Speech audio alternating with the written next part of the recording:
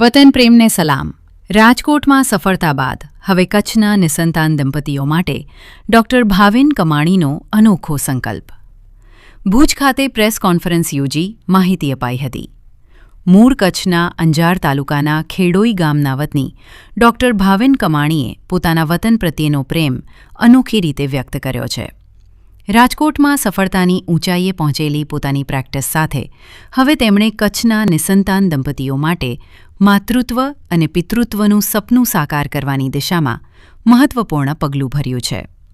Doctor Bhavin કમાણી અને doctor Rucha જોશીએ ગાંધીધામ ખાતે ડિવેરા ફર્ટિલિટી સેન્ટરનો પ્રારંભ કરી કચ્છના દંપતીઓને વૈજ્ઞાનિક અભિગમ સાથે સંતાન પ્રાપ્તિનું સુખ મળે તે માટે સંકલ્પ વ્યક્ત કર્યો છે. વર્ષ 2018-19 દરમિયાન રાજકોટમાં નાના પાયે શરૂ થયેલ ડિવેરા ફર્ટિલિટી સેન્ટરે ધીમે ધીમે લોકોનો વિશ્વાસ જીત્યો હતો. તે સમય દરમિયાન કચ્છના ભુજ, ગાંધીધામ, માંડવી સહિતના વિસ્તારોમાં નિઃશુલ્ક માર્ગદર્શન કેમ્પ યોજીને અનેક દંપતીઓને સારવાર અને માર્ગદર્શન આપવામાં આવ્યું હતું. આ અભિયાનથી અનેક ઘરોમાં કિલ્લોલ ગુંજ્યો હતો. કોરોના મહામારી દરમિયાન જ્યારે ગર્ભવતી માતાઓ માટે ગંભીર પરિસ્થિતિ સર્જાઈ હતી ત્યારે ડોક્ટર ભાવિન કમાણી અને ડોક્ટર રૂચા જોશીએ દર્દીઓને પરિવાર સમજી સેવા આપી. સાથે દિવેરા ફર્ટિલિટી સેન્ટર હોસ્પિટલથી વધુ એક પરિવાર બની ગયો હતો. દર્દીઓની સારવારથી લઈને ભોજન અને સંભાળ સુધીની જવાબદારી દિવેરા પરિવારના સભ્યોએ સંભાળી હતી. પરિણામે એક પણ અનિચ્છનીય ઘટના વગર અનેક માતાઓએ સુરક્ષિત માતૃત્વ પ્રાપ્ત કર્યું હતું.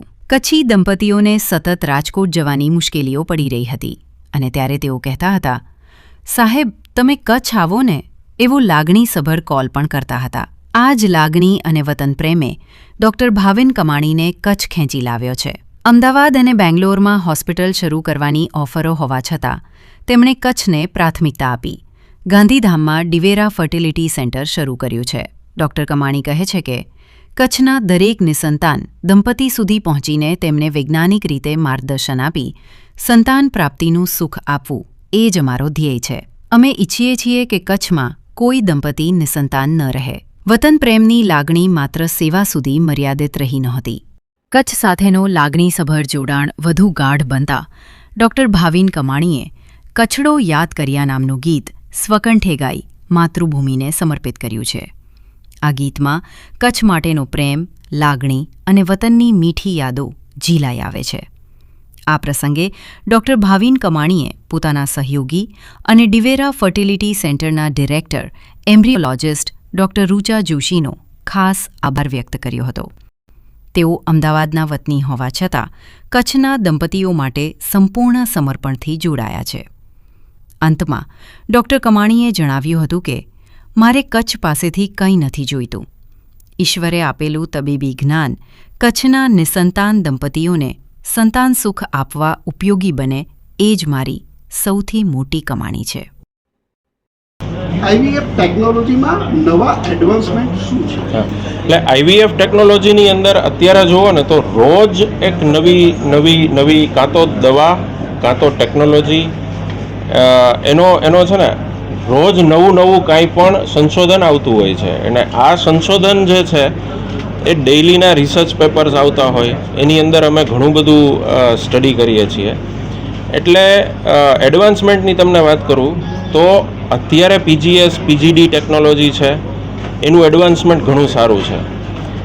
પહેલાં જે તપાસો છે એ ભ્રૂણનો એક ભાગ લઈ અને અમારે મોકલવો પડતો હતો, એ હવે ભ્રૂણના ભાગ વગર પણ અમે ભ્રૂણની આજુબાજુનું જે પણ કેમિકલ મીડિયા એને અમે કહીએ, એ જે કેમિકલ હોય એ કેમિકલમાંથી પણ અમે ટેસ્ટ કરી શકીએ છીએ કે ભાઈ ભ્રૂણ છે તો એ બરોબર છે કે એમાં કાંઈ પ્રોબ્લેમ છે.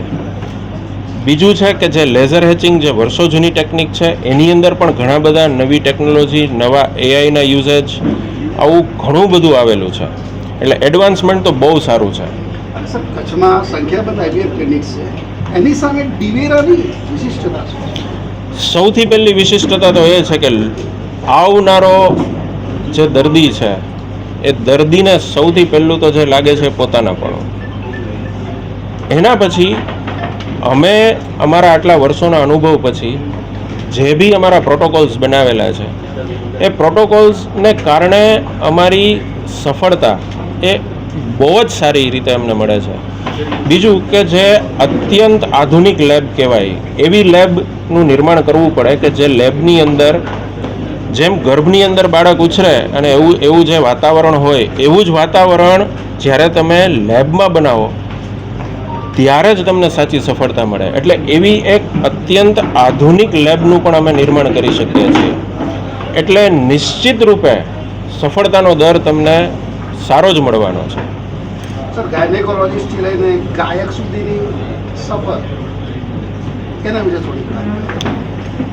એટલે મારા ગાયકીની જર્નીમાં મારા 3 જે મારા ગુરુઓ છે, સૌથી પહેલાં મારા મમ્મી કે જેમણે મને શાસ્ત્રનું જ્ઞાન આપેલું છે.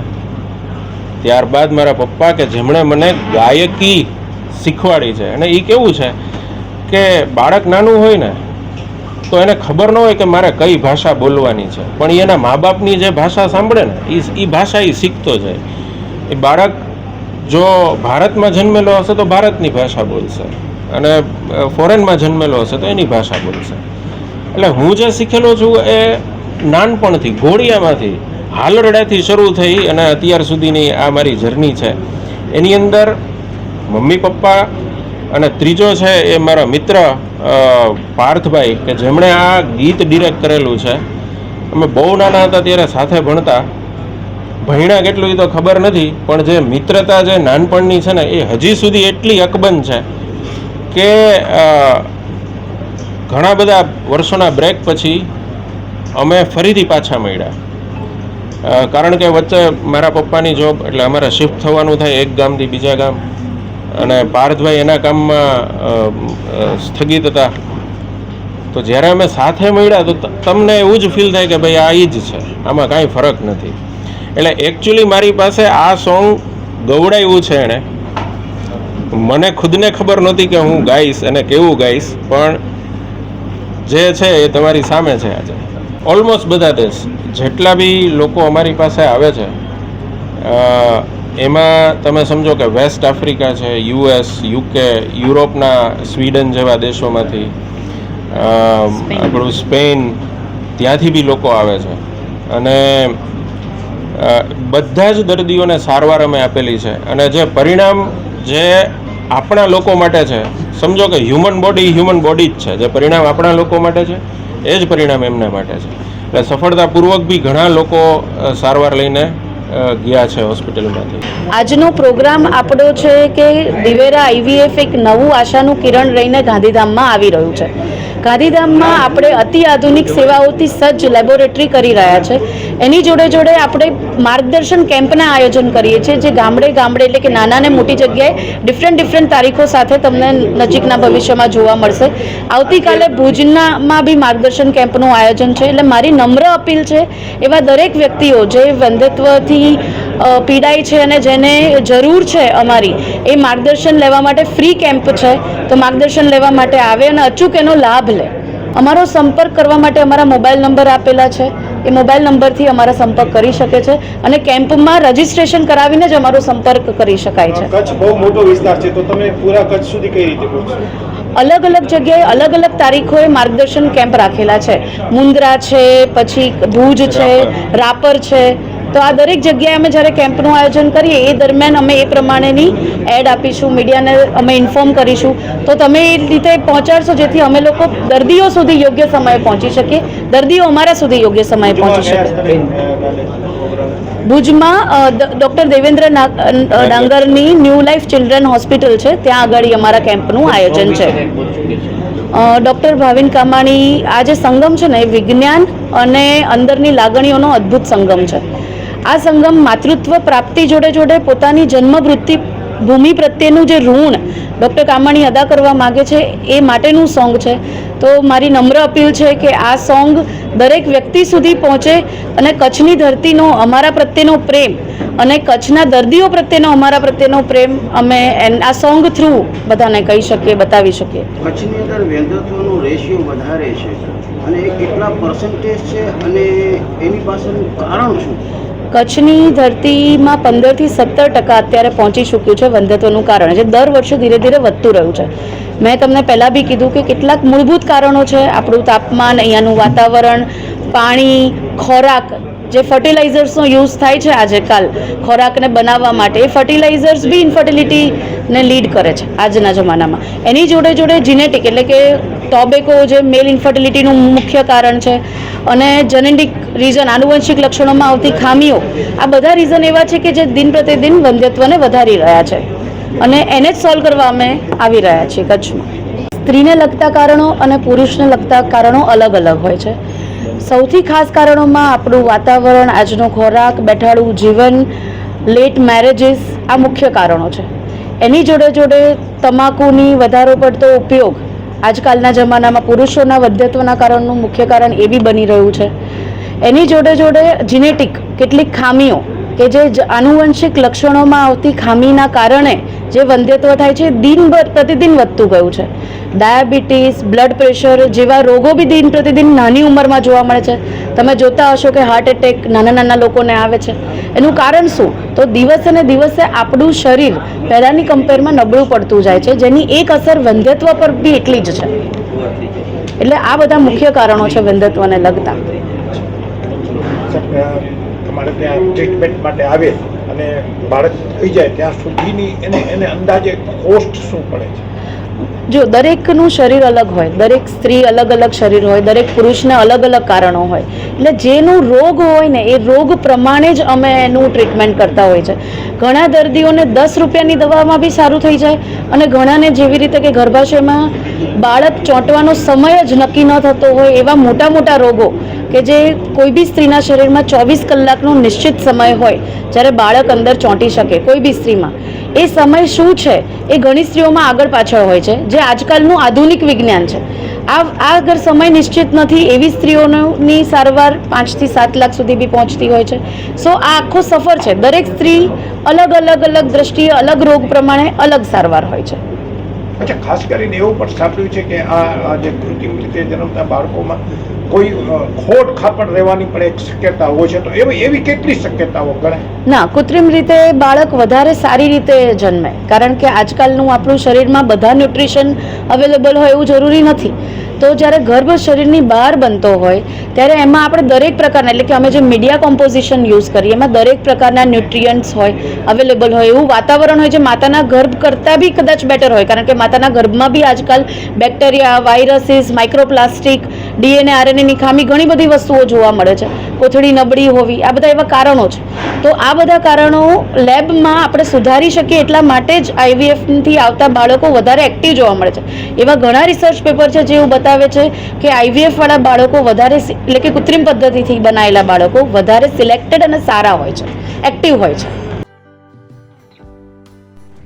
વિશ્વ પ્રસિદ્ધ મહાનુભાવોની, ભારતના 8 વડાપ્રધાનોની સચોટ ભવિષ્યવાણી કરનાર ભારતીય અંકશાસ્ત્રી જ્યોતિષ શંકર ઘોર,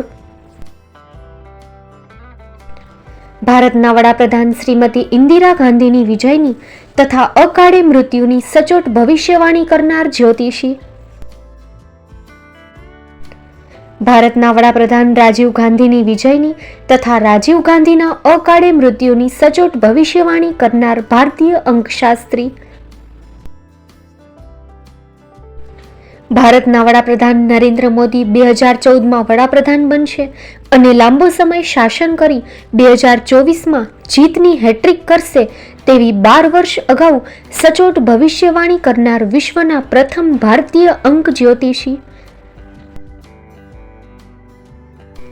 મંત્રજાપ ગુરુના નંગ વગર મુંબઈ, રાજકોટ, જામનગર, ગાંધીધામ અને ભુજમાં 20,000થી વધારે લોકોને સાચી સલાહ અને સચોટ ઉપાય કરનાર જ્યોતિષીની સાચી સલાહ ઘર બેઠા મેળવો.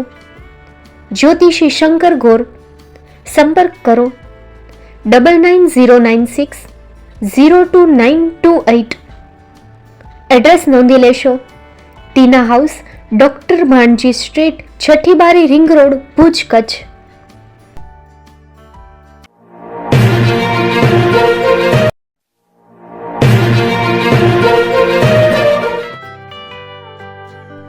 મુંબઈમાં ખૂબ જ જાણીતું નામ એટલે બોમ્બે સ્ટીલ.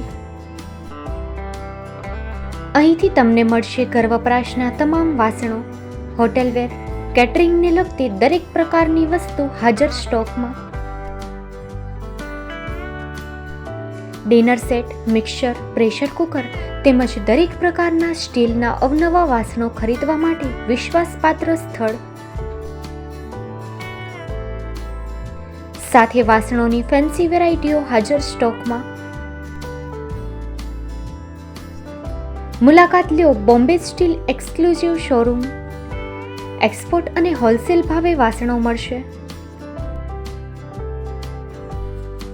નંબર નોંધી લેશો. જગદીશભાઈ પટેલ, 9221870713, 022 6674 7625. મારુતિ જોગડે, 9930864095. Website www.thebombasteel.com. અમારું સરનામું નોંધી લેશો. Bombay steel, shop number 16-18, Godiji building, Tamba Kanta, Paydhuni, Kalba Devi road, Mumbai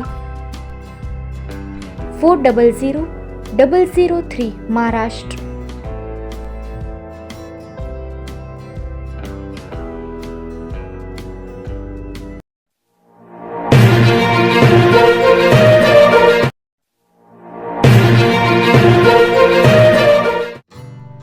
Shri Pratham saris and lenga department, designer studio. આપના શુભ લગ્ન પ્રસંગોને યાદગાર બનાવતું એકમાત્ર Shri Pratham saris and lenga department, exclusive showroom. અહીંથી તમને મળશે fancy bridal chaniya choli, cider chaniya choli, readymade gown, fancy dress materials and readymade dress તેમજ અનેક અલગ અલગ વેરાયટીઓનો ખજાનો. મુંબઈ દાદરમાં વિશ્વાસપાત્ર સ્થળ. અમારું સરનામું નોંધી લેશો. Shop number 5-6 and room number 11-12-123, Hariram mansion, bank of મહારાષ્ટ્રની સામે, દાદા સાહેબ ફાલ્કે રોડ, દાદર ઈસ્ટ, મુંબઈ, મહારાષ્ટ્ર. સંપર્ક કરો વિપુલભાઈ જે વ્યાસ. Mobile number 9769781930, 9082438586. તો તમે રાહ કોની જુઓ છો? આવો, તમારા પરિવાર અને મિત્રને પણ સાથે લઈ આવજો.